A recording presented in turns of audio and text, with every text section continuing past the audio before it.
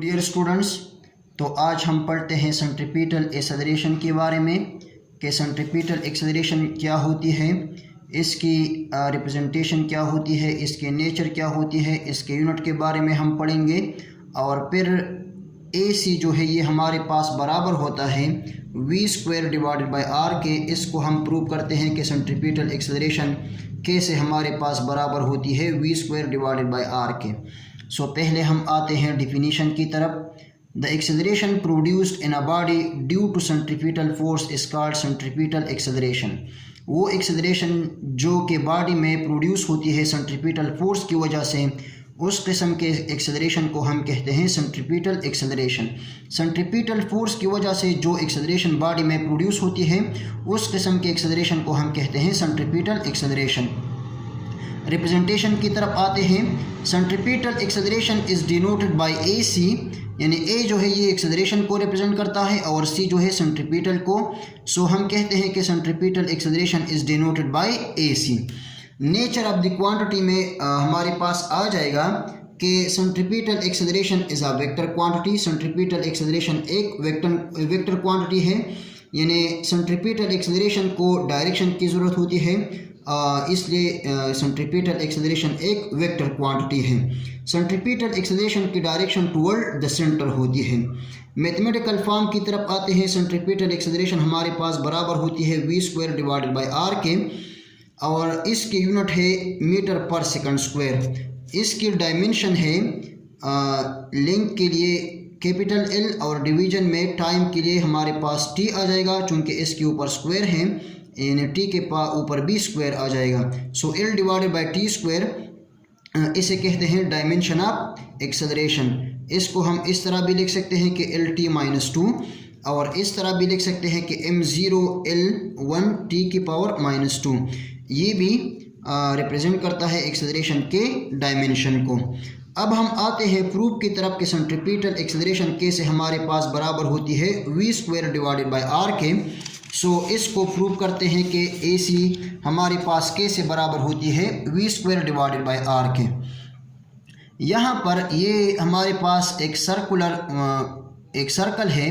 Body जो है ये सर्कल में मूव करती है पॉइंट A से पॉइंट B की तरफ। पॉइंट A जो है ये सर्कल के सेंटर को रिप्रेजेंट कर रहा है। पॉइंट O से पॉइंट A तक फासिला जो है इसे हम कहते हैं रेडियस। बॉडी जो है ये पॉइंट A से पॉइंट B की तरफ मोशन करती है और ये कवर करता है आर्क को, जिसे हमने रिप्रेजेंट किया है डेल्टा S से। यानी डेल्टा S जो है ये रिप्रेजेंट करता है आर्क को।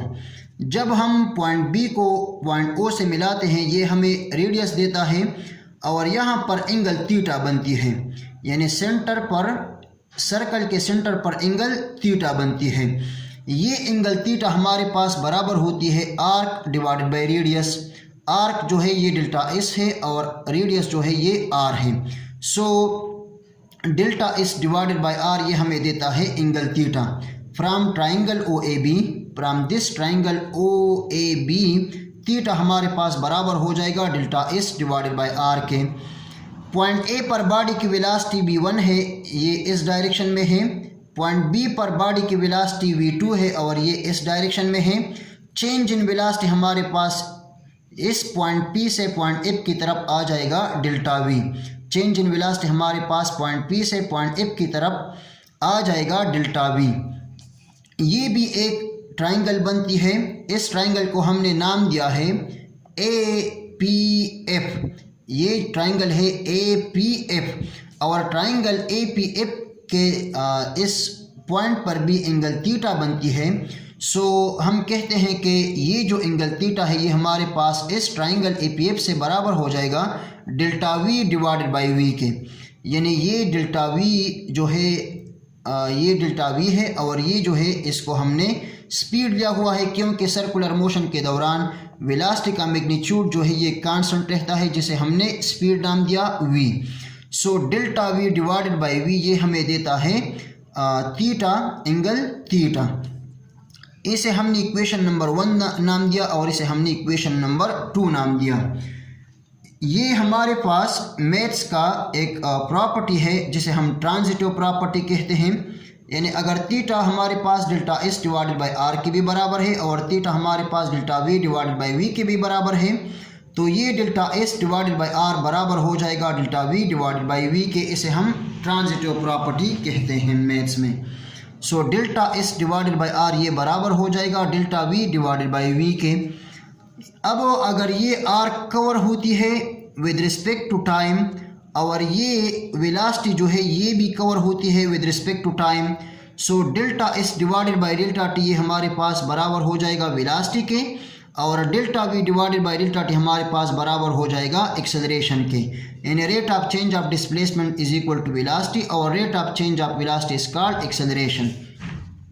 तो ये अगर आर कवर होती है डेल्टा टी टाइम में और ये वेलोसिटी भी कवर होती है डेल्टा टी टाइम में, तो हम डेल्टा एस को भी डेल्टा टी पर डिवाइड करेंगे और डेल्टा वी को भी डेल्टा टी पर डिवाइड कर देंगे। सो हमने ऊपर लिखा हुआ है कि delta S divided by delta T हमारे पास बराबर होता है वी के और delta V divided by delta T बराबर होता है ए के। So V divided by R is equal to A divided by V, A divided by V अपनी जगह और यहाँ पर आर भी अपनी जगह आ जाएगा। सो अगर हम इस v को इस v के साथ मल्टीप्लाई कर दें, so v multiplied by V is equal to V square और डिवीजन में हमारे पास r है, so V square divided by r आ जाएगा। So a is equal to V square divided by r, A C is equal to V square divided by r, जो कि हमारा रिक्वायर्ड था कि हम सेंट्रीपिटल एक्सेलरेशन को प्रूव करते हैं कि कैसे ये हमारे पास V square divided by r के बराबर होती है। यहाँ पर ये आसान सा प्रूफ है कि एक्सेलरेशन कैसे हमारे पास V square divided by r के बराबर होती है। यहाँ पर हमने इसका आसान सा प्रूफ दिया हुआ है। ए सी जो है ये बराबर होता है V square divided by r के। So thank you very much and all the very best of luck.